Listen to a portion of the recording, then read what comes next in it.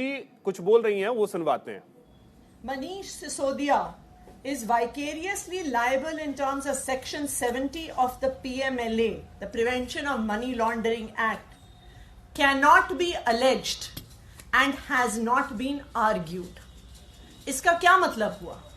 इसका मतलब हुआ कि इन्फोर्समेंट डायरेक्टरेट ये आरोप पहले लगा चुकी है, सुप्रीम कोर्ट में इस पर बहस कर चुकी है और कोई भी प्रमाण ना होने की वजह से सुप्रीम कोर्ट इस आरोप को खारिज कर चुकी है अपने आदेश में बहुत स्पष्ट तौर पे।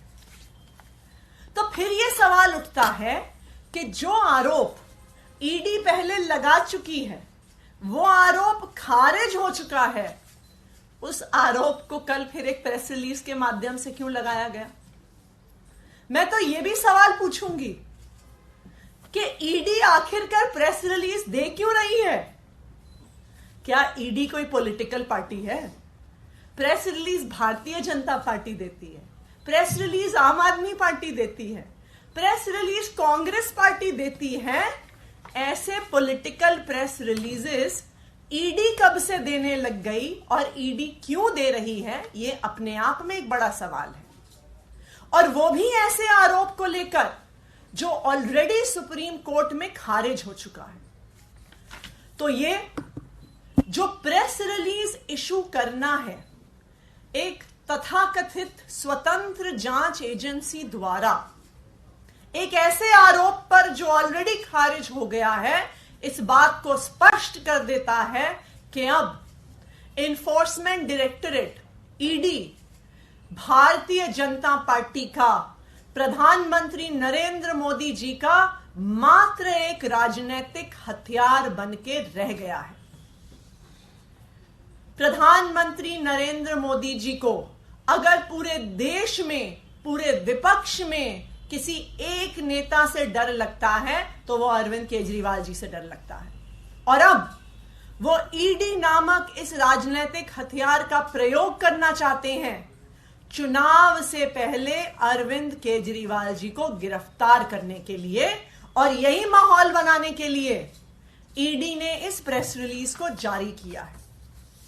मैं प्रधानमंत्री नरेंद्र मोदी जी को यह कहना चाहूंगी कि अगर आपको राजनीति करनी है तो खुलकर राजनीति करिए।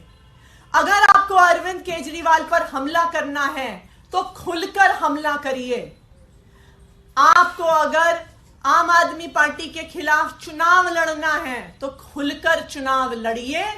ये ईडी के पीछे छुपकर चुनाव मत करिए, ये ईडी के पीछे छुपकर वार मत करिए। ये ईडी के माध्यम से अरविंद केजरीवाल को चुनावी मैदान और चुनावी प्रचार से हटाने की कोशिश मत करिए। अगर आपको अपनी 10 साल के सरकार के काम पे भरोसा है तो उस काम पर वोट मांगिए। अगर आपको लगता है कि आपने 10 साल में कुछ किया है तो उसके आधार पर वोट मांगिए। अरविंद केजरीवाल को इस राजनीतिक हथियार ईडी के माध्यम से गिरफ्तार करा के चुनावी मैदान से हटाने का प्रयास मत करिए। Thank you. आप लोग अभी तक आरोप लगाते रहे कि किस आधार पर अरविंद केजरीवाल को ईडी बुला रही है, उसमें जो मेंशन है कॉन्स्पिरेटर के तौर पे उन्होंने कहा है कि वे सब मुख्य साजिशकर्ता इस मामले में रहे हैं। प्रेस रिलीज ये बता रहा है, उनका कोई इन्वेस्टिगेशन का कागज ये नहीं कह रहा, कोई चार्ज शीट ये नहीं कह रही, जो समन्स भेज रहे हैं वो नहीं कह रही। अब उनकी प्रेस रिलीज को हम क्या किसी जांच का आधार मानेंगे? नंबर 1। दूसरी बात, जैसा कि मैंने आपको बताया, इस पूरे आरोप को सुप्रीम कोर्ट ऑलरेडी खारिज कर चुकी है। सुप्रीम कोर्ट ने इस पूरे मैटर को अपने जजमेंट में कंसिडर किया।